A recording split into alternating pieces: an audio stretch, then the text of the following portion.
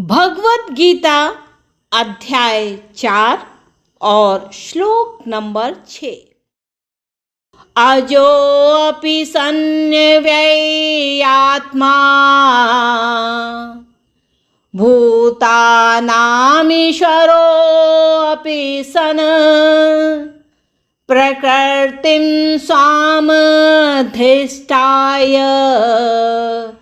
संभवाम्यात्म मायया।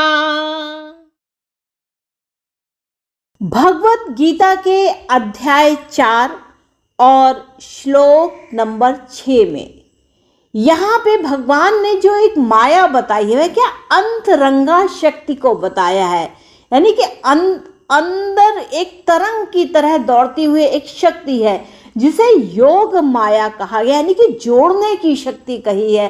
जैसे leadership quality होती है, किन्हीं लोगों के अंदर एक विलक्षण शक्ति होती है, तो वह अपनी उस अंतरंगा शक्ति से, उस विलक्षण क्षमता से कुछ ना कुछ जोड़ने का काम करते हैं। तो यहाँ पर भगवान ने जो इस श्लोक में कहा है वह कहा है कि यद्यपि मैं अजन्मा हूँ और अविनाशी हूँ, लेकिन मैं समस्त जीवों का स्वामी हूँ और प्रत्येक युग में अपने आप में दिव्य रूप के साथ मैं प्रकट होता हूँ।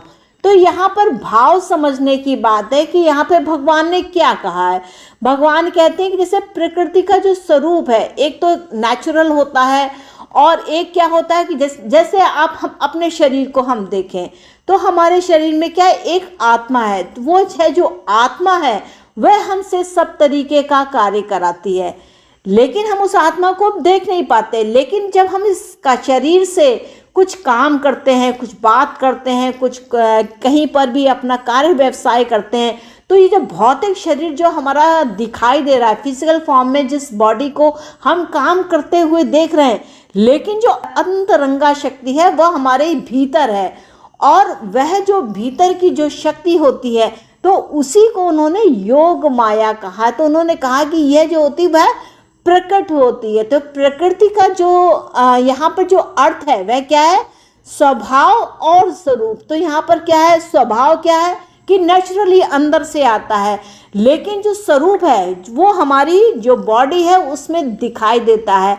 तो जो हमारे भीतर के अंदर जो भाव होते हैं प्रकट होते हैं, तो उनकी जो अपनी अंतरंगा शक्ति है वह उस अंतरंगा शक्ति से जो ये शरीर दिखाई देता है उसमें प्रकट होते हैं। तो यहाँ पर क्या होता है कि कार्य करने की आपकी शक्ति क्या है, आप किस माया के साथ काम करना चाहते हैं, तो जो आपकी अंतरंगा शक्ति है, यानी कि जो शक्ति आपके अंदर समाहित है, उसका आप कैसे प्रयोग करते हैं।